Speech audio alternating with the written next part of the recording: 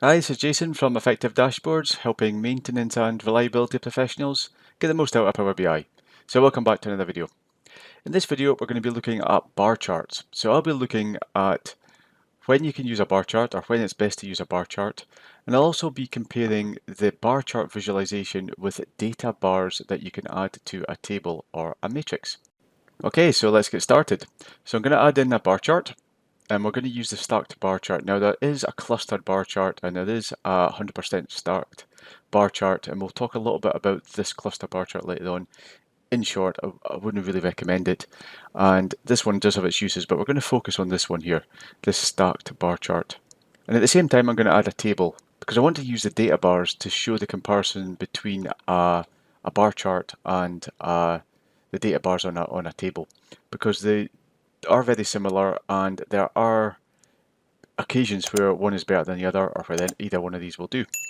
So let's start off with a really straightforward measure here. We're going to go and look at the percentage of proactive work. Now it doesn't really matter which measure that is, I'm just going to use that by department. So let's go and pull a department into the x-axis here and the y-axis here. Okay, so straight away we can see we've got our bars here and we've got our category labels along the left hand side. So columns, we're going to do the same. Okay, so first of all, let's do a little bit of formatting here. I'm going to change this to be slightly smaller. Okay, and I'm going to go and just change the format slightly here to be a minimalist style here. This one here, it's the one I really like for tables. Okay, just gives a little bit more extra padding here. Okay, so next we're going to talk about the type of data that's best suited for a bar chart. So the first type of data that we've got here, and the one that's displayed, is called nominal data. Okay, so really just think about nominal data as being a list of categories where each of the categories has got no relationship with each other or no sort of default sequence that makes sense to order them by. And in this example here, engineering, operations, drilling, there's not one that's more important or should be ordered above the other one. So this is basically what's called nominal data. In that example there, it's best to sort these by either ascending or descending by the value here, so you can quite clearly see which is the highest versus which is the lowest, or vice versa. So it works really well for that. The second type of data, now I'm going to copy this and I'm going to add this in, is going to be what's called ordinal data.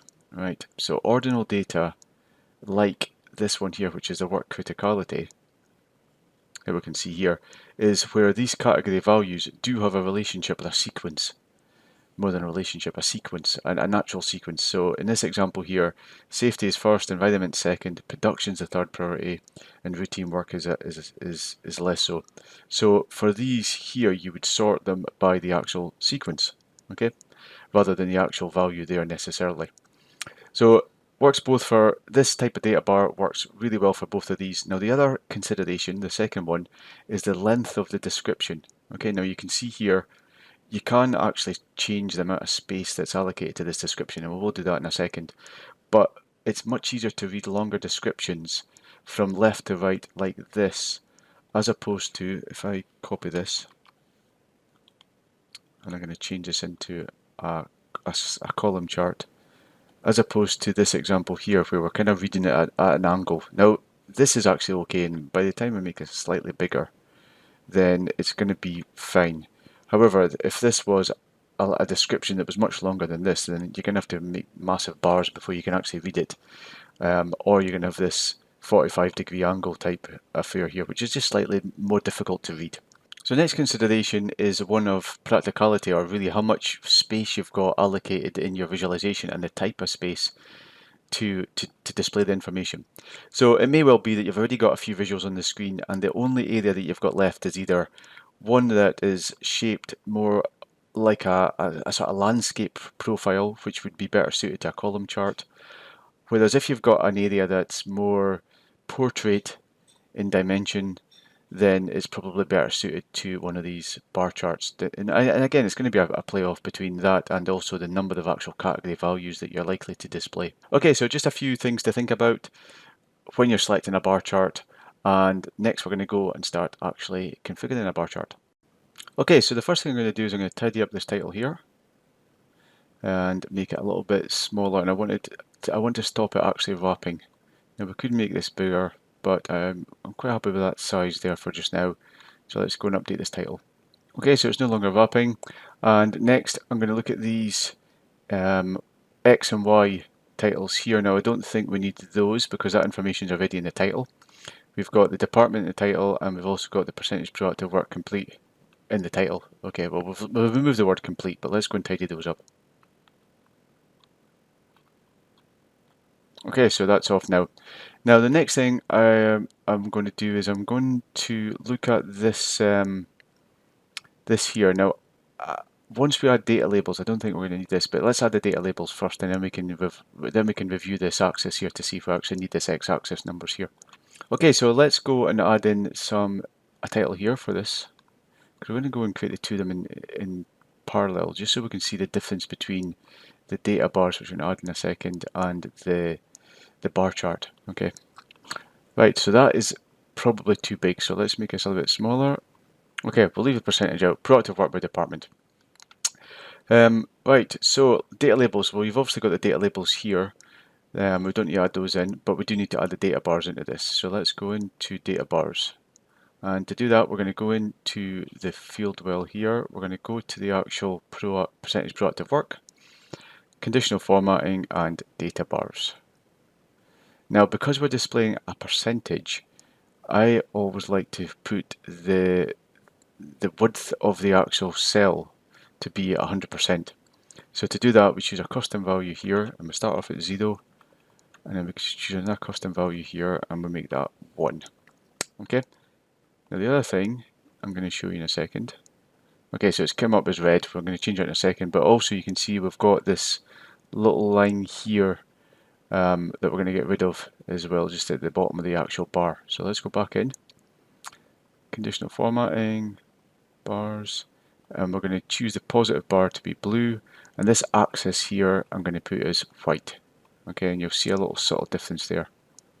Okay, so it's just tidied that up a little bit there.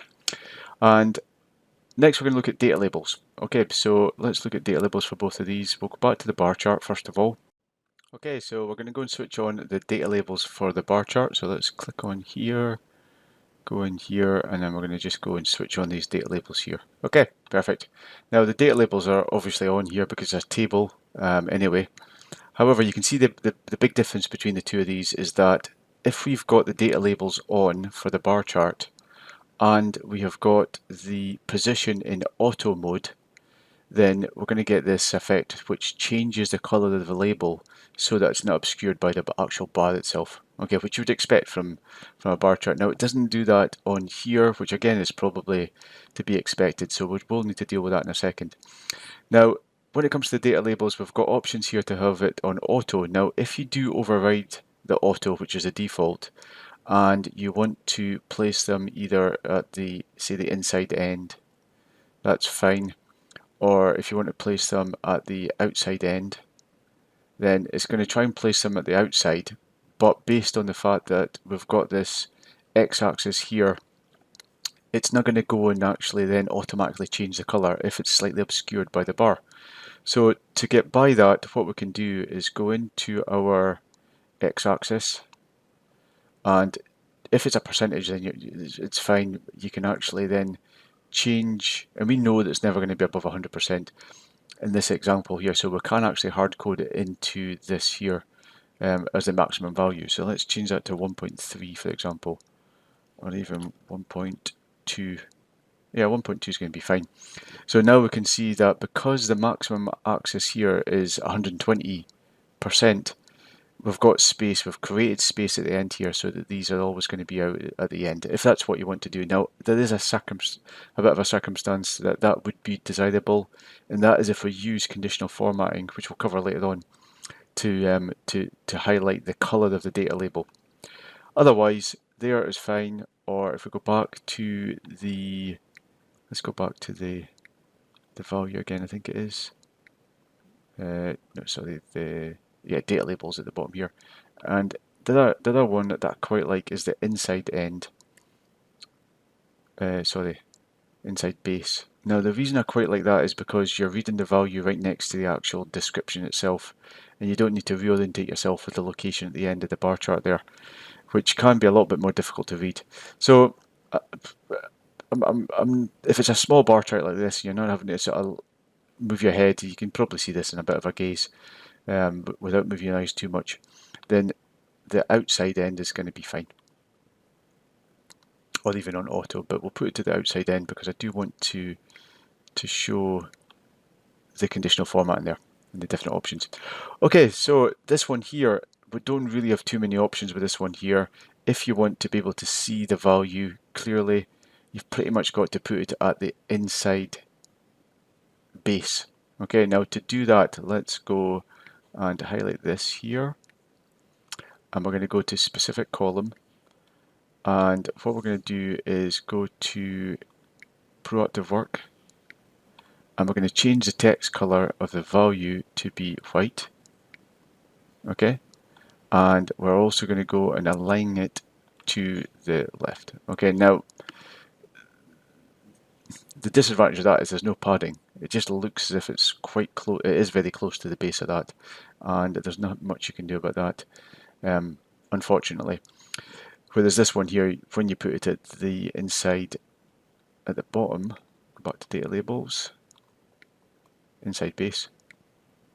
There's a nice little bit of padding there, it just makes it a bit easier to read. Let's just undo that. Okay, so that's a bit of a disadvantage with this here, is that there's no padding there and it just looks a little bit squashed. Let's get rid of these totals here. We don't need those. And that is pretty much it for the data labels. Now let's go and actually deal with this bit here. So we can see that we've got partially obscured maintenance and engineering. Now if you go into the x-axis, or the y-axis, sorry, and we can see there's an option here, and that is the option that allocates a percentage of the actual visualization to the y-axis. Okay, so let's move that up to, say, 30%. Yeah, 30 is fine. I mean, maybe 35 just gives it a little bit more, but 30 is fine for this. And unfortunately, you're going to have to know what the longest value is so that you can actually go and then set this value here. But if I put to 35, yeah, it's not going to make any difference. It's just going to basically allocate what it needs because it's the maximum width area. Okay, so that's good. We'll leave it at that for just now so you can clearly see the category values. So next we're going to look at a bit of conditional formatting. Okay, so I'm going to start off with the bar chart.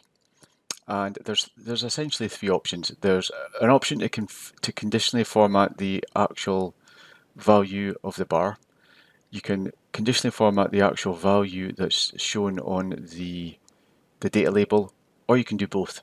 Okay, now before I get started, I'm going to actually get rid of this x-axis here because I don't think we need it. We've got a value that actually tells us right at the end of the bar what it actually is, so there's no need to put that in at the moment. So let's go in here, and I'm going to go and get rid of the x-axis. Now, what you're going to notice is that, oh, sorry, the y-axis. I've got rid of the x-axis. Now, what's happened here is that we've now got, yeah, no, it's fine. That's fine. There's a little bit of, I would say that there's probably a little bit of extra padding that might be useful here. So another option you can use if you want to get some extra padding here, that is a little bit close to the edge, is you can actually go into the format option here, put these back on again. So you've got a nice little bit of padding here that just, and it's, you know, it's the same as this here as well, so it just looks a little bit neater. And go into the x-axis, go to the values, and then just change them to be the same as the background color, white. Okay, so you will take up a little bit of space at the bottom, but that's an option. I mean, it's quite useful if you want to kind of keep this padding around about the cell, around about the visualization, which I quite like. And you get to keep these lines here that also, you know, just a little bit of subtle drawing of the eye to the actual sections of the bar. Okay, so we've got that. Now, conditional formatting. Let's start off by conditionally formatting the bar. So we're going to go into the bar, and then we can see here we've got this FX here. Now you can build some rules using this rules builder here, but I've actually created a measure. So I'm going to go to field value, and I'm going to go and create and use a measure that I've created before. Okay, so we can see that that conditional formatting has been applied. Now I'm just going to show you the conditional formatting formula in case you're interested in that. So here it is here, just a simple, very simple switch statement. If the proactive work completed is less than 70%, then we're going to format this red color here, and otherwise it's just going to be the default color. So that's really straightforward. Okay, so that's the first thing. Let's go and compare that with the conditional formatting here. So if we go into this, now I've created a video on this before, I'll leave a link below, but essentially we're going to add a new column. So I'm just going to create a little bit of space here, and we're going to add in an indicator. Now you can't conditionally format these bars here. You can conditionally format the text, but I've covered it in the video, it doesn't look particularly great. And you can't conditionally format individual bars with a data bar. So what I'm going to do is I'm going to add in an icon here that I've created.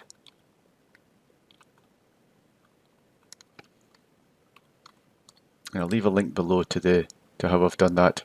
But basically we're just creating this icon here, and we're showing this icon if the value is above 70%. Okay, so if you want to see the docs that goes with that, it's fairly straightforward. It's basically just if it's true, then we're going to show this icon here that this value here is less than 70%, then we're going to show this icon. Otherwise it's going to be blank, so we're not going to show a value at all in this this measure here. Right, okay, so that's the two options for conditional formatting, or the two starter options. And again, you can see this is getting even worse here. Okay, so what I'm going to do now to get round to this is what I've done is I've created a copy of this measure. Now, it's not really particularly good practice to do this. However, if you want to get this looking good, then that's what we're going to have to do. So I've basically just created a copy, which is pointing to the original measure. And then I'm going to go into this here, and I am going to go to specific column, and I'm going to go to the proactive work, and the text color is going to be this blue color here. Okay, so that's going to get rid of that text. So now you've got the option here to basically have the two of them separated. Now this one here, I am going to go back in here, and I think it's the second one. We'll find out in a second. And I'm going to just, yeah, I'm going to basically left justify it. Right, so yeah, that's going to make that look a little bit better, and it just means that this this situation where we had the number right up against the base of there, it was a bit difficult to read, is now being replaced with this one here, where we've got a little bit of padding around about it. So that's starting to look a little bit better. Obviously we've got this blank spaces here that's not ideal, but for just now it's going to be fine, and we can overlay some text on top of that if we need to. Right, so next we're going to go and do some conditional formatting on the actual data labels themselves. So let's go in here, and we're going to go to data labels. So we're going to click on here, and I've already created a measure. Let's go to field value. The one I need is this one here, and we can see we've now got this conditionally formatted. Okay, so let's go and look at this measure here. So again, another switch statement, which is true if the percentage proactive work completed is less than 70%. And that is, we're going to add in that colour there, which is our red colour. So I think that is more, if you're going to use the colours, I think combining the two of them together just makes it look a little bit more continuity between the two of them, and I think that's really good. Okay, so let's go back to the bar chart here, or the data bar here, and there's one thing that I've just realised. I coloured the text here to be the same colour as the bar. Now that's only going to work if the bar covers the text. However, there is an option under conditional formatting, and it's show bar only, so that's a better option actually. Okay. Now it's not going to look like there's any change there, but what it does mean is if any of these are like 2% or whatever, then it's not going to show you the value partially covered by one of these bars and visible because of some white. Okay, now I'm going to go and check to see if we conditionally format this label here, how it's going to look. So let's go into format, and we're going to go to cell elements, and we can see here we've got the option to choose the different cells here. Now remember, this was the second one. We put a space and a double space into each one of these back back here. So just named these as space and double space. So if we go to cell elements, let's choose the second one down, and we are going to change the font color. It is going to be on, and we're going to go and change that, and we're going to use the field value, and we can see that that has changed as well. So that's fine. Yeah, if we're going to, I think it looks okay actually. I think it does. Yep. I think it's probably better just to have this here, because there needs to be really a reason for it to be coloured for both. Now the reason for this one here is just because it's a bit of continuity. It does create a bit of continuity there, but I do think it's probably better off just leaving it with this indicator here. But the option's there if you want to keep this, just to put some data labels on it as well as this one here.